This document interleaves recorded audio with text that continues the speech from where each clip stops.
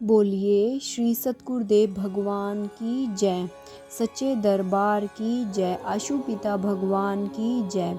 गुरु प्यारे साधकों, दिव्य अनुभवों की इस श्रृंखला में आप सभी का एक बार फिर से स्वागत है। आज का दिव्य अनुभव है शकुंतला जी का, जो कि रहने वाली है दिल्ली की। चलिए शुरू करते हैं उनका दिव्य अनुभव। मूढ़ा न मे भवति क्रोधो ज्ञानवंता।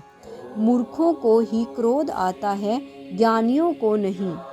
विष्णु पुराण में लिखी गई इस सरल सी पंक्ति को समझने में मुझे जीवन के कई वर्ष लग गए। मैंने इस सत्य को अपने ऊपर घटते हुए देखा, अनुभव किया। बात उस समय की है जब मैं शादी करके अपने ससुराल आई थी। हर नवविवाहिता लड़की की तरह मेरे मन में भी कई सपने थे, कई आशाओं की कलियां खिली थी। पर कुछ ही दिनों में ऐसा झटका लगा कि आंख खुली और सपने चूर चूर हो गए। आशाओं की कलियां खिलने से पहले ही बेरहमी से कुचली गई। मुझे पता चला कि मेरे पति कोई काम धंधा नहीं करते थे। दिन रात दोस्तों के साथ तफरीह करते, गप्पे लड़ाते या फिर घर में ही टीवी देखते और सोते रहते। शुरू शुरू में मैंने इन्हें बड़े प्यार से समझाया, इनसे प्रार्थना की, तर्क दिए। अब आप अकेले नहीं हैं, आपके ऊपर मेरा और आगे आने वाले समय में हमारे बच्चों का भी दायित्व होगा। इसलिए आपको कोई न कोई काम जरूर करना चाहिए, नहीं तो जीवन की गाड़ी चल नहीं पाएगी। पर मेरी किसी बात का कोई असर इन पर नहीं हुआ। जब मैं बोलती थी तो ये ऐसे सुन होकर बैठ जाते, जैसे कुछ सुनाई ही न दे रहा हो। मैंने फिर दूसरा तरीका अपनाया, इनसे बात न करने का। रूठकर चुपचाप कई दिनों तक बैठी रही, पर इस तरकीब ने भी काम नहीं किया। फिर मैंने आखिरी रास्ता अपनाया, इनसे खूब लड़ाई की, गुस्से में बहुत कुछ उल्टा सीधा कहा।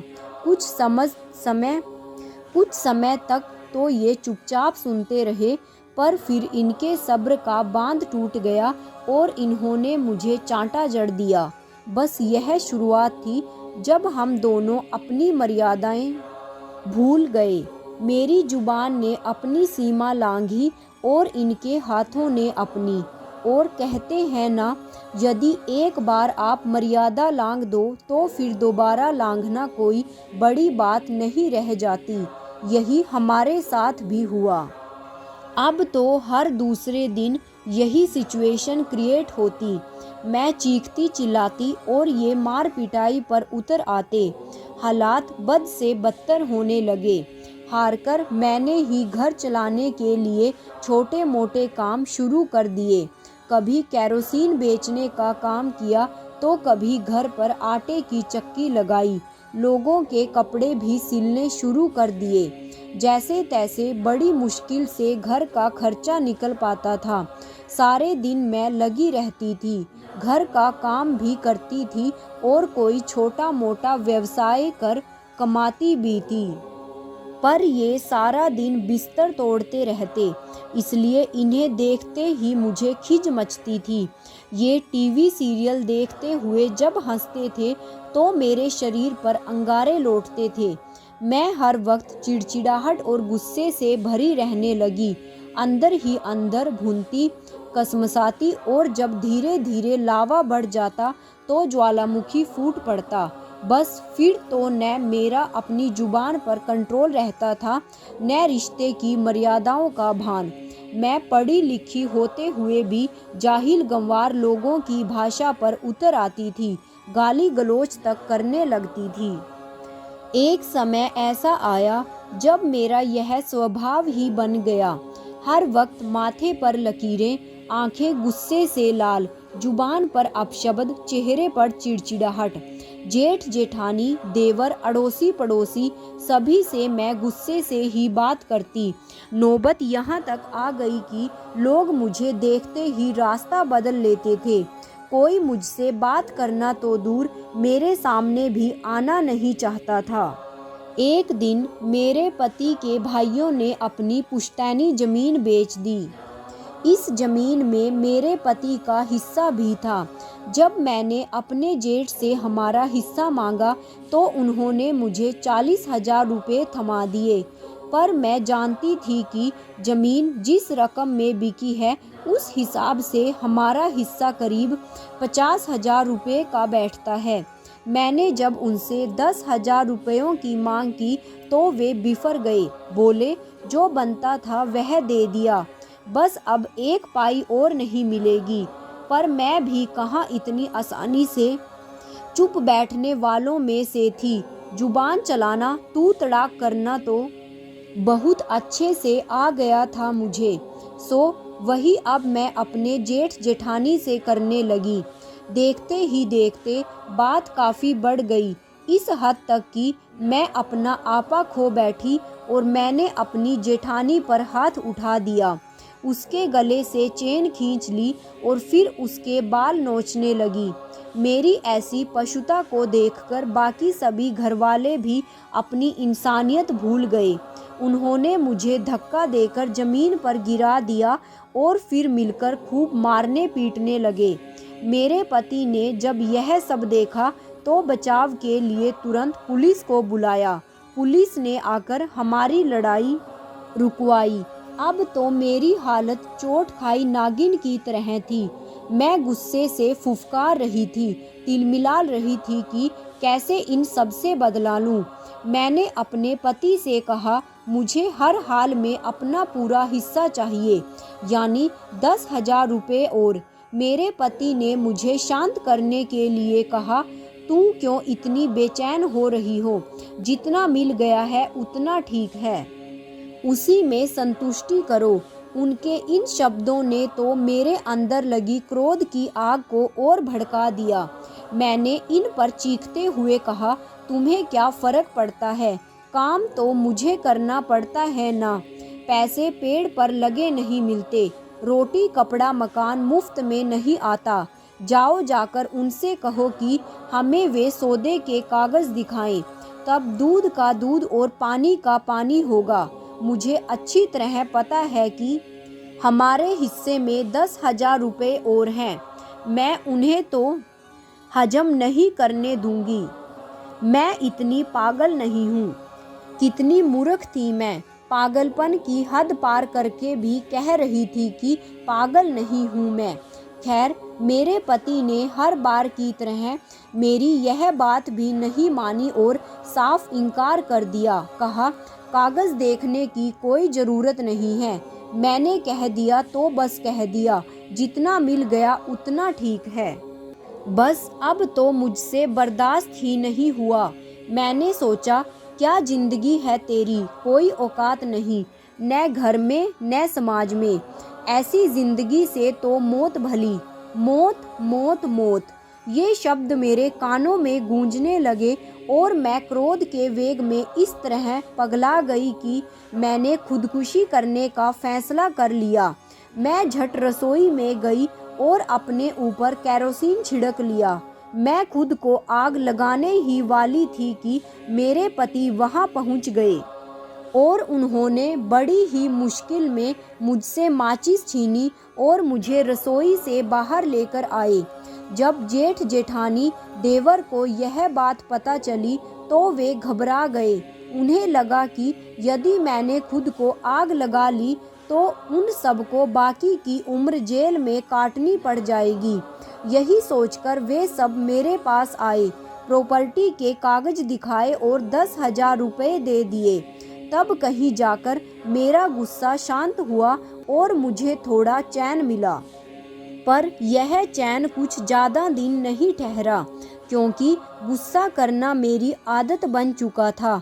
जब तक एक दिन में 2-3 बार किसी न किसी पर चीख नहीं लेती थी, मुझे रोटी हजम नहीं होती थी। मेरी स्थिति एक पागल की तरह हो चुकी थी। गुस्सा न करूं तो अशांत, गुस्सा करूं तो परेशान, यूं ही दिन घिसट रहे थे।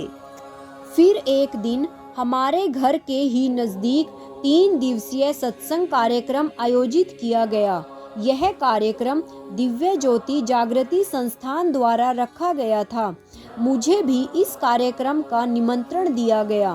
बाकी सब जगह से तो निमंत्रण आने बंद हो चुके थे। अड़ोसी पड़ोसी रिश्तेदार सभी से नाता जो टूट चुका था। इसलिए मैंने सोचा चलो और कोई तो बुलाता नहीं, इन्होंने बुलाया है, बेशक सत्संग के लिए ही तो जाना चाहिए।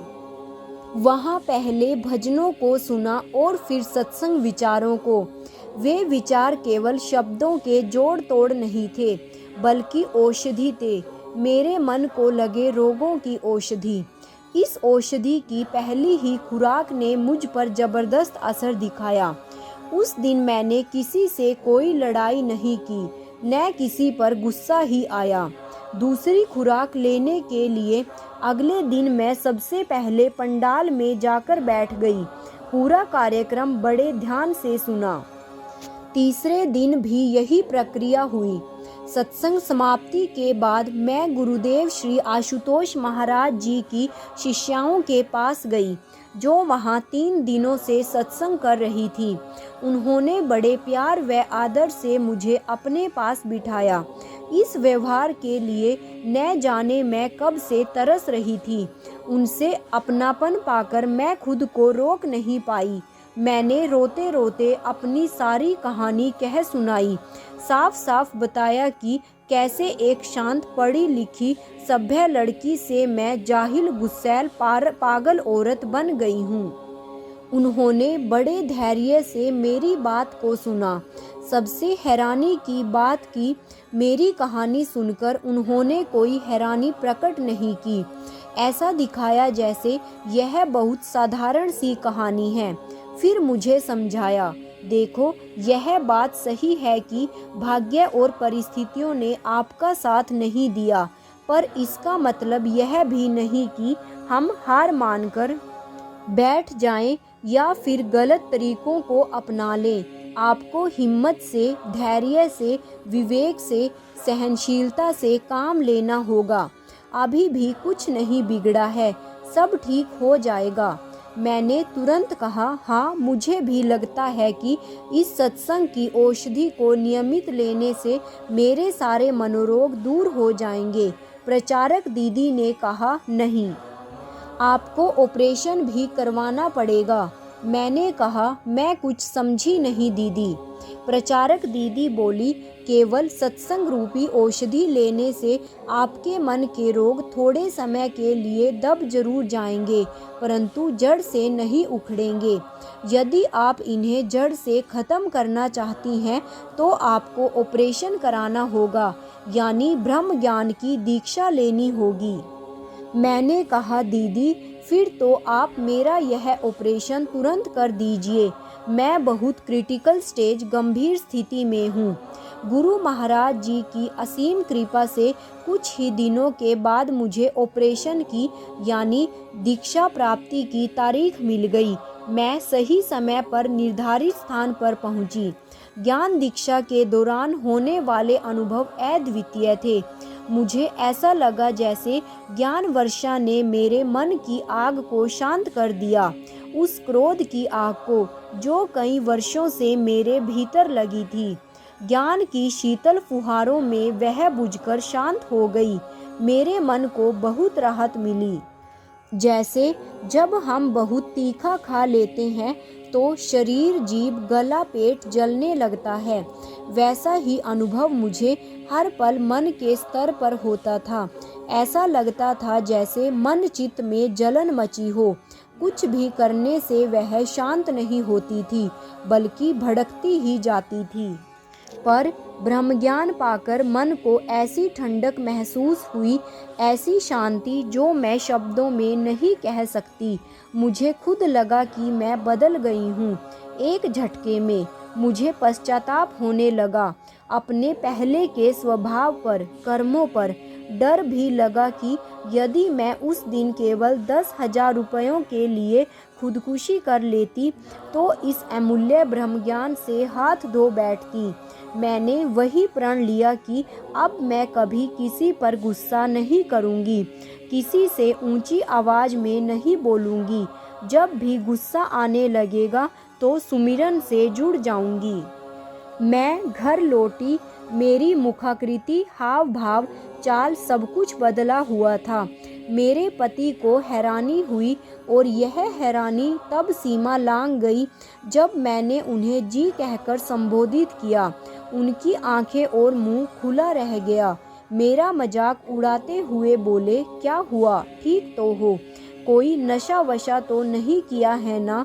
मैंने मन ही मन कहा, नशा तो किया है, पर संसारिक नहीं, दिव्य अलौकिक नशा। अब तो मेरे जीवन जीने का ढंग ही बदल गया।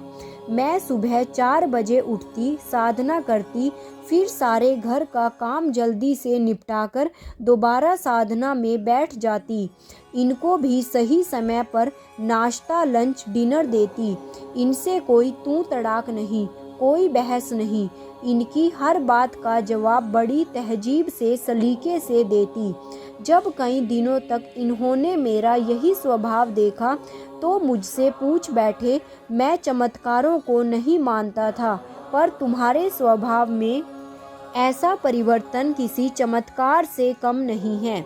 बताओ यह सब कैसे हुआ, किसने किया? तब मैंने इन्हें गुरुदेव श्री आशुतोष महाराज जी और ब्रह्मज्ञान के बारे में विस्तार से बताया। इनके मन में जिज्ञासा पैदा हुई और इन्होंने भी आश्रम में जाकर सत्संग सुने और फिर ज्ञान दीक्षा ले ली। बस अब तो मेरे और इनके बीच साधना करने की प्रतियोगिता लगी रहती। हम दोनों 5-5, 6-6 घंटे साधना करने लगे। इससे इन्हें भी अपनी गलती का एहसास हुआ और इन्होंने काम धंधा करना शुरू कर दिया। अब मुझे कमाने के लिए समय नहीं लगाना पड़ता था, इसलिए मैं बच्चों पर और घर पर ज़्यादा समय और ध्यान देने लगी। देखते ही देखते हमारा नरक समान घर स्वर्ग में बदल गया। यह एक ऐसा ज़बरदस्त बदलाव था कि इससे अड़ोसी पड़ोसी रिश्तेदार भी प्रभावित हुए बिना नहीं रह सके। सभी मुझसे इस सकारात्मक बदलाव का कारण पूछते। मैं सबसे पहले तो उनसे हाथ जोड़कर अपने पहले के स्वभाव के लिए क्षमा मांगती, फिर उन्हें गुरु महाराज जी व ब्रह्मज्ञान का संदेश देती। मैं उनके सामने ब्रह्मज्ञान की असीम शक्ति का जीता जागता उदाहरण थी, इसलिए उन्हें बड़ी आसानी से इस ज्ञान की महिमा समझ में आ जाती। यही कारण रहा कि मेरे जेठ जेठानी, देवर और 15-16 पड़ोसियों ने भी गुरु महाराज जी से ज्ञान दीक्षा ले ली थी। सच में अब तो मैं हर श्वास में गुरु महाराज जी का धन्यवाद करती हूँ। यदि वे मेरी जिंदगी में न आए होते तो मेरा अस्तित्व कितना भयंकर, कितना अभद्र, कितना कुरूप होता, या शायद होता ही नहीं। पर आज उन्होंने ही मुझे एक नया रूप, एक नई जिंदगी दी है। मन को जीतने की कला सिखाकर जिंदगी को जीतने की कला सिखा दी है। उनके श्री चरणों में मैं कोटि कोटि नमन करती हूँ। बोलिए श्री सतगुरुदेव भगवान की जय। जय हो आशुपिता की। जय श्री राम।